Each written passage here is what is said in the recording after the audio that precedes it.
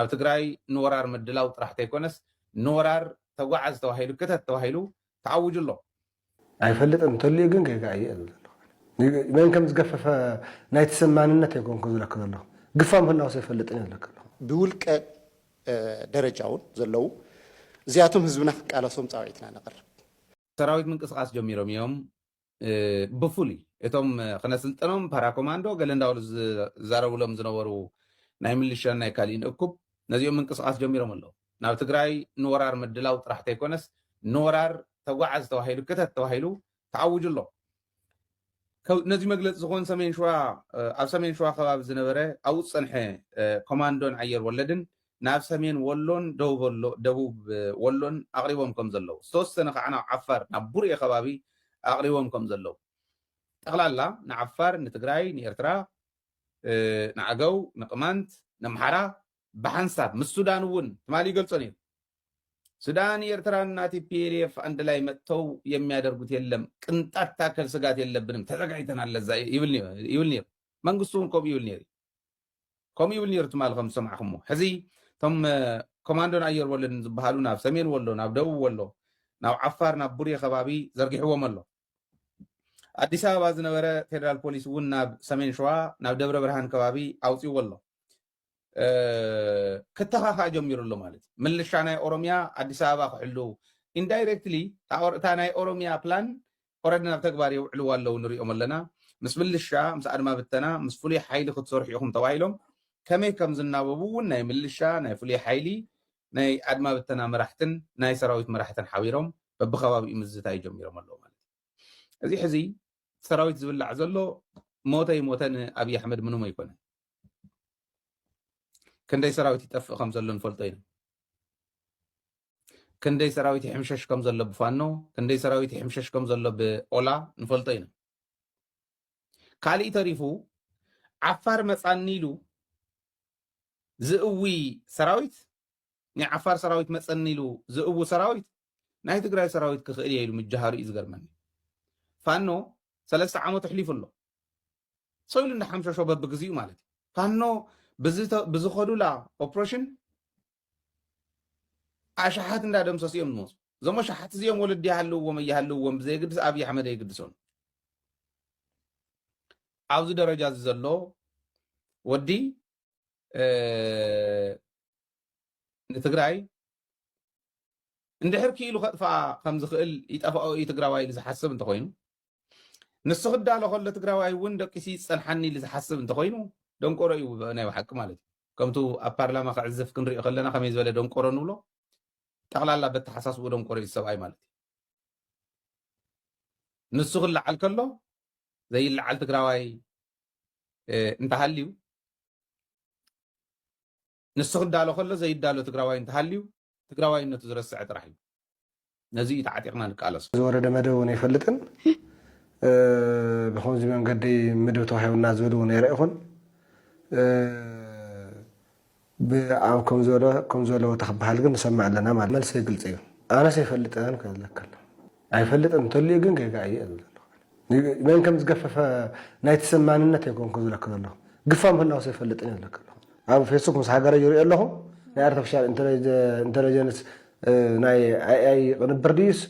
ብትክክል ከምኡ ለዲስ ኣይፈልጥን ይብለክ ኣለኹ ኣይጋደልን ትግራይ ዓላ ትፈልጥ ዝብል ተልዩ በታ ኣዋጅ ክሕተት ዝግባእ ኣዋጅ ኣሎ ስርዓት ኣሎ ኢለ ኣለኹ ከምኡ ዝበለ ምህላው ኣይንፈልጥን ከምኡ ዝበለ እንተልዩ ግን ኣፃሪና ተሓታትነት ክነረጋግፅ ኢና ኢሎም ተሳቶም ናይ መንግስቲ ኣካላት እዮም ብማሕበሮም ዝበፅሖም እንተልዩ ኣፃሪዮም ዝገበርዎ እንተልዩ ክንሰሚዕና ካብ ኣሃዱ ካብ ጠርናፍ ወፃእ ዝመፀ እንተልዩ እየትሕዞ ጥራሕ እንተይኮነስ ይሕትተውኒ ኢልካ ኣሃዱ ክብተን ይኽእልን መስርሕ ኣሎ እዚ ዓለም ለካ ሓቂ እዩ ካብ ኣሃዱ ጠሊምካ ምምፃእ እዋን እግን እንተኮይኑ ሞት እውን እዩ ዘፍርድ እቲ ናይ ፌስቡክ ናይ ማሕበራዊ ድረገፅ ዋጭዋጭ ናይ ፀላእ እትወደው ዋጭዋጭ እዩ ኣነ ብጣዕሚ ክንንሰ ይኮንኩም ክምልስ ደሊ ግፋ ዝበሃልማ ፀላእ ዘውፅኦ ስም እዩ ይመስለኒ ንደርጊ እውን ኣይምጥንን ሓፂሩ ንደርጊ እውን ኣይምጥንን ሰሜን ምዕራብ ብዛዕባ ግፋ ተላዒል ተሰሚዑ ትፈልጥ ነግረክ ሰሜን ምዕራብ ግን በዝሕ ፎቶ ብና ከደ የጋድልና ዝብሎም ዘለ ኣነ ዞባ ማእኸል ይፈልጥ ናብቲ ዞባ እናኸደ የጋድልና ዝብሉ ብውልቀ ደረጃውን ዘለው እዚኣቶም ህዝብና ክቃለሶም ፃውዒትና ነቕርብ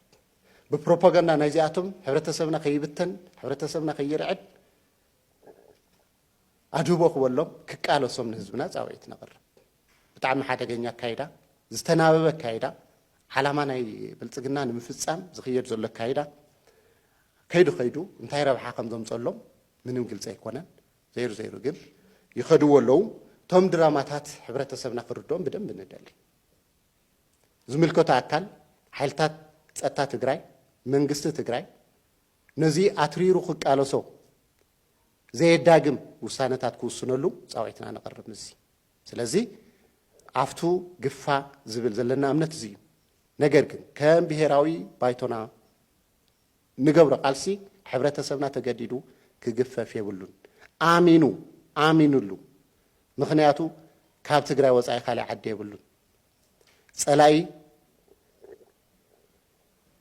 ተሪርና ተዘይ ተቃሊስናዮ ከጥፈና ካብ መጀመርያ ጀሚሩ ዝኸደሉ ክያዶታት ክሳብ ሕጂ ዘቐጽሎ ዘሎ ናይ 100 ዓመት ትልመውጽዩ استفعل حبريتات من فلتو حزب تجري نمدفع سلزخونه بو زمتنا كايدا بو رديتنا بو مسارات غيرنا عمينا كنقالس جن صاويتنا نقرب امنا ኢትዮጵያ ዘለዋ ክልላት ብሙሉአን ካብ ማዓልትና ማዓልቲ ዝጠንከረ ሓይልና ፈጠራ ይከዳሉ ናይ ኦሮሞ ክንብልስና በሚሊዮን ዝቁጸር አጎረቤትና ዘሎ ካልኦቱን ኩሎም ሰራዊቶም እናጠናከሩ ይኸደሉ ትግራይ ብዘይ ሰራዊት ትትረፍ ባዶ ትኹን ማለት እንታይ ትርጉሙ እንታይ አንክሩ ብሑ ካብዚ ጽባሕ ንጎ ኸንታ ንሶም ዋላ ናብነት ንበልት ሕልሞም ተሳቂዕሎም ስልጣን ተዝሕዙስ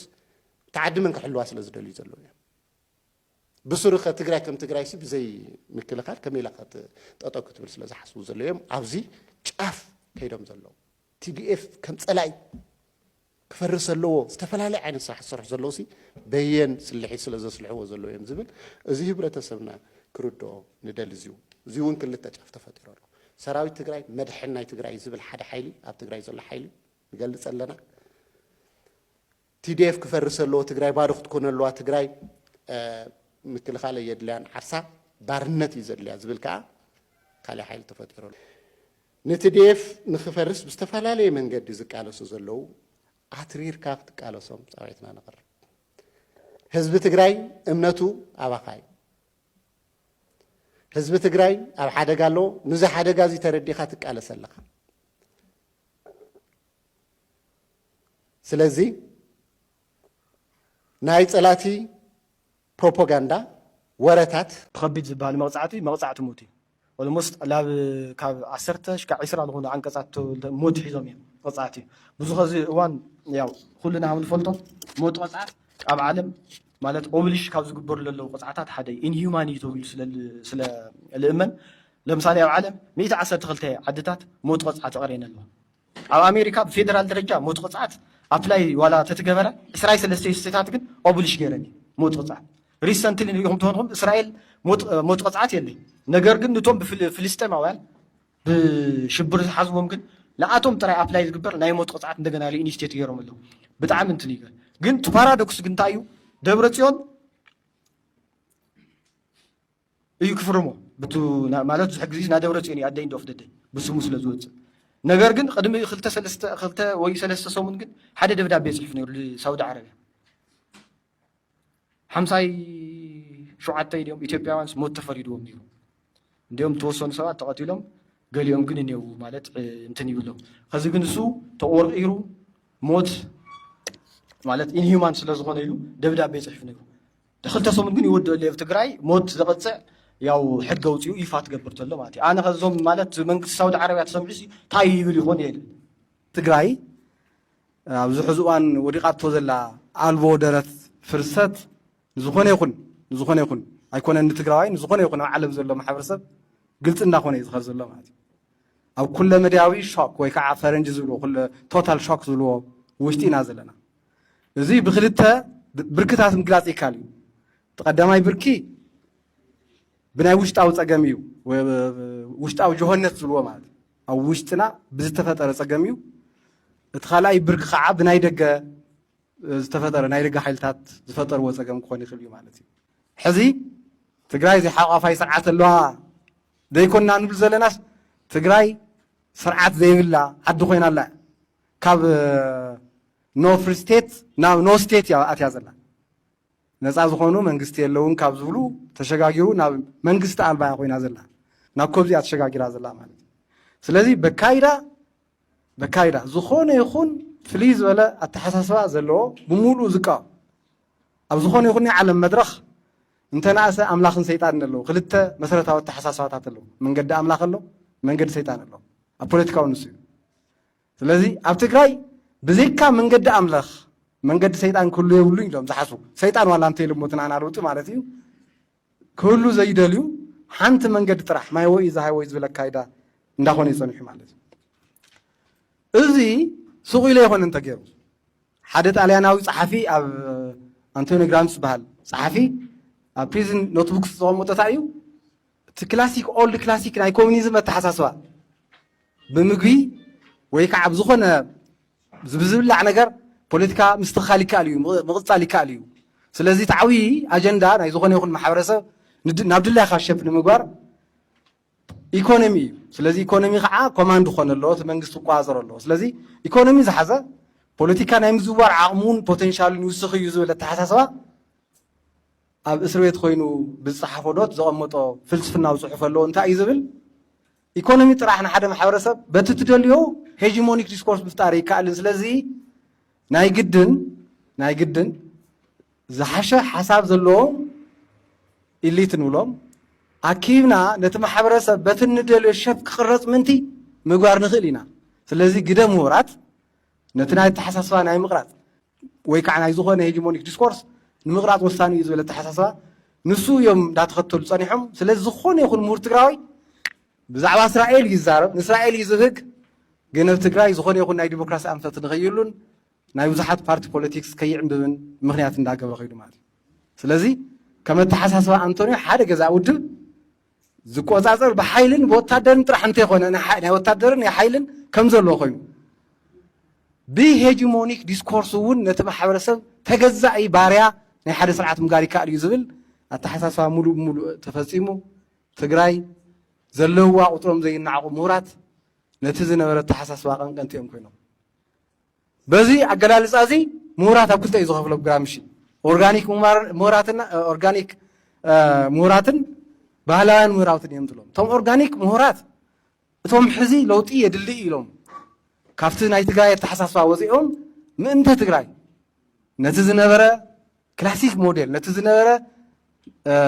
ስታተስኮ መንተይ ንምጋር ዝንቀሳቀስ ናይ ሃርድ ላይነርስ ኣተሓሳስባ ንምቕያር ዝንቀሳቀሱ ዘለው ኦርጋኒክ ምሁራት ኢሉ ዝፅውዖም ማለት እዩ ንዓና ነተው ዘሎ ናይ ለውጢ ሓይሊ ማለት እዩ እቶም ትራዲሽናል ምሁራት ዝበሃሉ ፊደል ቆፂሮም ግን ትዝቆፀሩሉ ብፕሮፌሽናሊዝም እንተይኮነ ብዝወሃቦም ዓስብን ብዝደልይዎ ናይ ስልጣን ተስፈኝነትን ነቲ ስርዓት እንዳቃጠሩ ከምቲ ዓንቶ ዝነገርኩኹም ንእስራኤል እንዳባሃጉ ኣብ ትግራይ ዝኾነ ይኹን ናይ ፖለቲካን ናይ ካሊእ ዝተፈለየ ተሓሳስባ ምንቅስቃስ ንኽዕፈን ዝገበሩ ሰባት እዮም ማለት እዩ ስለዚ ብሰንኪ እዚኦም ምሁራት እዚኣቶም እንታይ ተፈጢሩ ትግራይ እንተኢልና ውሽጣዊ ብልሽውናን ስትራቴጂካዊ ጌጋታትናን ፀገማትናን ብትኽክል ርኢናን መዚናን መፍትሒ ንኽነምጥ ንኽንዕፈን ማለት እዩ ከምተን ወላዲትና ዝውድብ ዝብላ ዝነበራ ኣብቲ ሚድያ ዝረኣናየን ውድብና መስመርና ካብ ወፃኢ የለን ዝብል ካብ ሓደ መለኮታዊ ሓይሊ ከም ዝተዋሃበ ካብ ወፃኢ የለን ዝብል ኣተሓሳስባ ንኽፍጠር እዩ ተገይሩ ሕፅረት ዓቕሚ መሪሕነት ብልክዕ ንክወድቕ ባይታ ንክዘብጥ ትካላት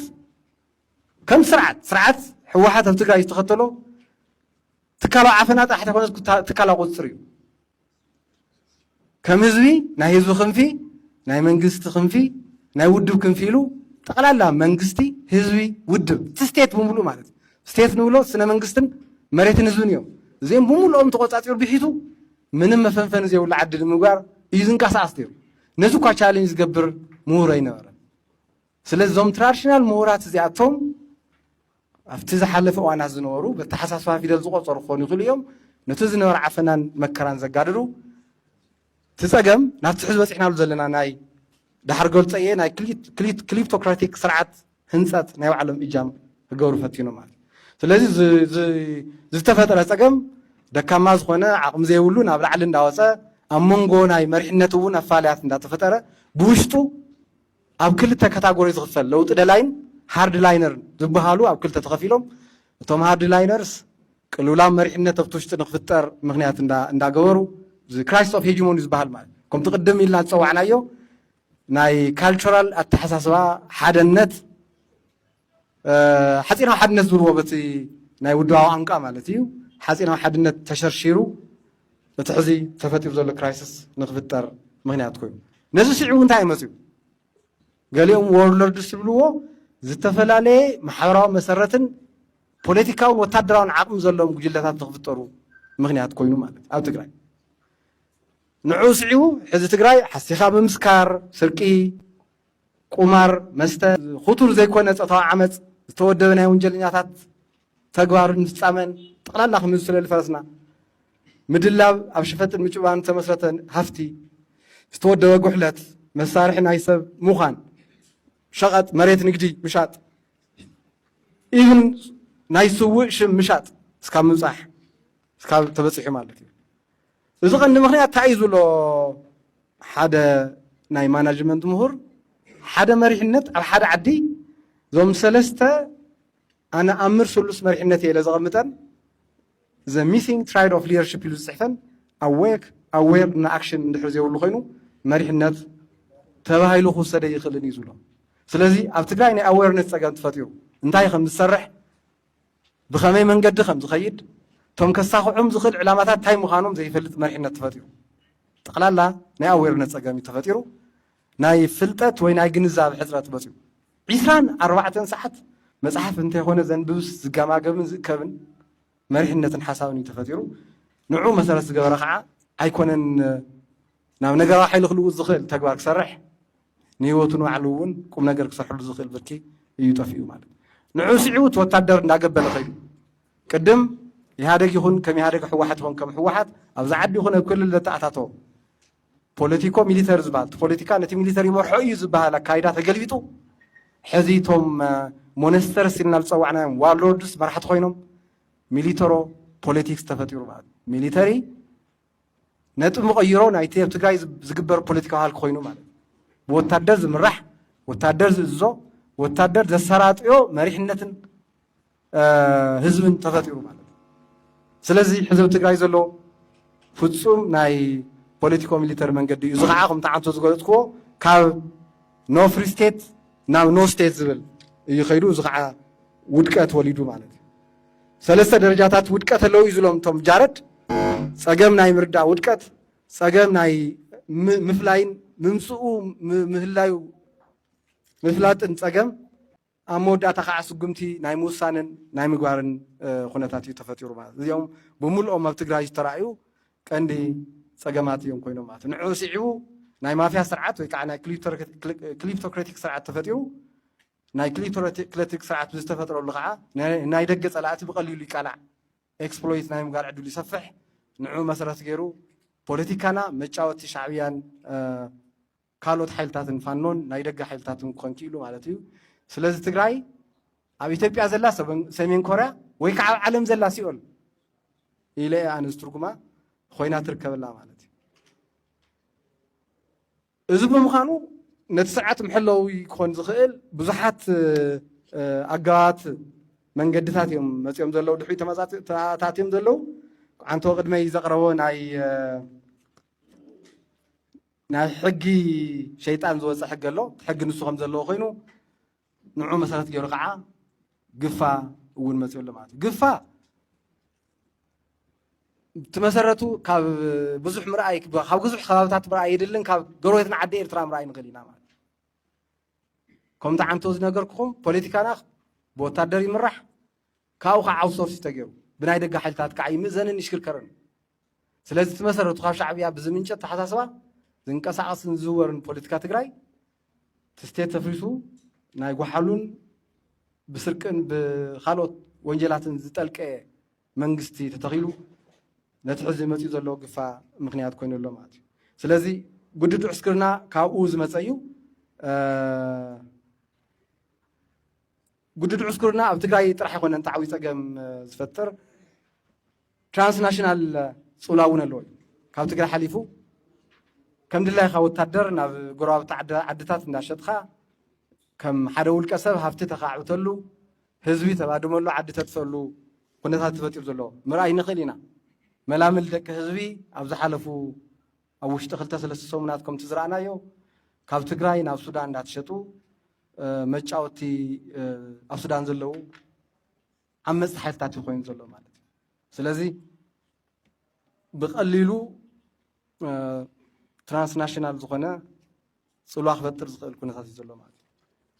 ነዚ ስዒቡ ነቲ ግፋ ስዒቡ እንታይ ፀገም ይመፅእ ዝብል እዩ ምክንያቱ ናይ ድራዊ ሓቂ ስለ ዝኾነ እቶም ስላይ ዘሎም ዘለኹ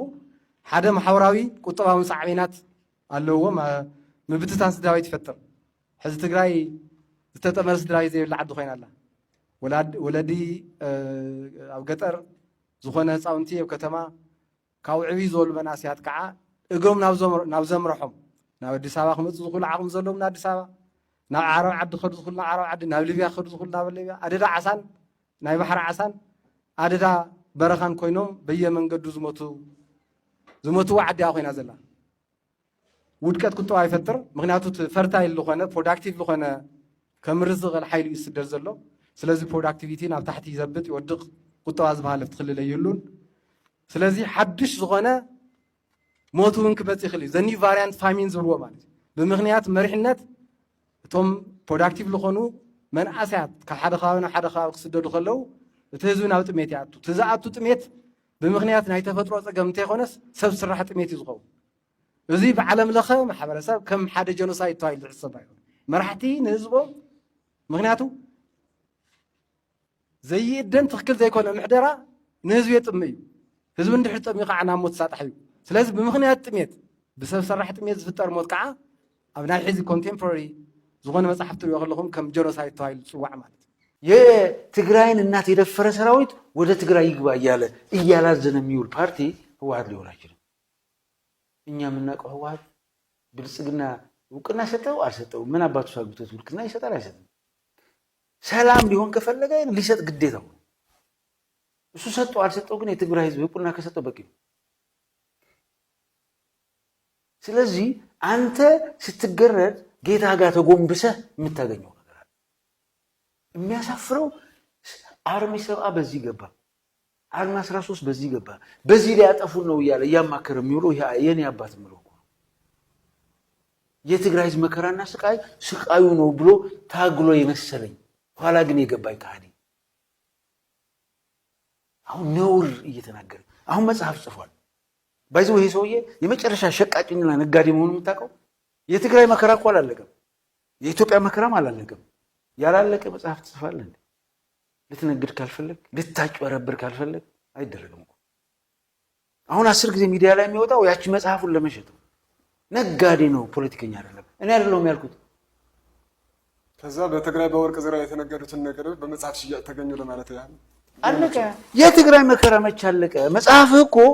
የትግራይ መከራ ተጀምሮ እስኪያልቅ ቢያንስ መናገር አለበት። የህዝብን መከራ መናገር አለበት። አሁን መጽሐፉን ይዞ የመጣው ነጋዴ ስለሆነ ነው። ጻድቃን ይችን የምታክልን ጥፍጣፊ የትግራይ ህዝብ ፍቅር የለውም። ከእርሱና ስልጣኑ ብቻ ገንዘብ ነው ወዳጁ። ለትግራይ ህዝብ ይችን የምታክል እስኪ ስለ የትኛዋ ተፈናቃይ ሲያወራ ሰምተህ ታውቃለህ? የህፃጥ የተዋጣው ገንዘብ ቀማ አይደለ? ሲቀማ አትሊስት አንተ አትቆጣም? የሆነ ነገር አይሰማም? ቆይ ግን እኔ የሚገርመኝ አንድ ነገር አለ። ሌቦች መሪዎችና ሌቦች ፖለቲከኞች ሲሰርቁ መጽሐፍ ነው የሚያሳትሙት። ከዛ ገንዘቡ ከየት መጣ ሲባሉ በመጽሐፉ ሽያጭ የተገኘ ነው ይላሉ። ይሄ ኤክስፕሬስ እንዴት አዎ ማለት አትረገም ነው። እኔ ቅድም ነገር ያለው መለስ ዜናዊ ሰው ታሪክን ስትጽፍ አንተ መጽሐፍን ስትጽፍ ከእውነት ጋር ታርቀህ ገባህ? ያንተን ብልሹነቱን ተቀብለህ ለብልጽግና መገረድህን የትግራይን ህዝብ ልታጠፋ ፕሪቶሪያ ላይ ማንንም ሳይፈቅድልህ በስልጣን ዛረህ የትግራይን ህዝብ በቁሙ እንደገደልከው ታሪክ ጻፍ። ይሄ ነው ያንተ ታሪክ። ከዛ ውጭ ሌላ ታሪክ ነው አይችልም። ጻድቃን የትግራይን ህዝብ በቁሙ መግደል ነው እሱ ታሪክ። ያ ስልጣን እጁ ላይ የነበረ ህዝብ ምክር ቤቱን አፍርሶ ከትግራይ ህዝብ ስልጣን ቀምቶ ለኤሊት ሊሰጥ የሞከረው ነው ጻድቃን። ይሄ ነው የሱ ታሪክ። የትግራይን ህዝብ በአካባቢ ከፋፍለ መበተን፣ ይሄ ነው የጻድቃን ታሪክ። አለቀ። ህፃናት ልጆችን በረሃ አውጥተህ ህይወታቸውን እንዲያጡ ምንም ትርጉም ለሌለው ነገር ይሄ ነው የሱ ታሪክ። ይሄ እዛ መጽሐፍ ላይ ከተጻፈ ልክ ነው። ከዛ ደግሞ ታሪክ የሚጻፈው ሲያልቅ ነው። ትግራይ ገና መከራዋ እኮ አላለቀም። ኢትዮጵያስ ምጥ ላይ እኮ ነው ያለችው። መች አለቀ? ምን ብለህ ልትደመድመው? አንጠልጥለህ ልትተወው? ስለዚህ እኔ በጣም አሳፋሪዎች ናቸው። ከዛ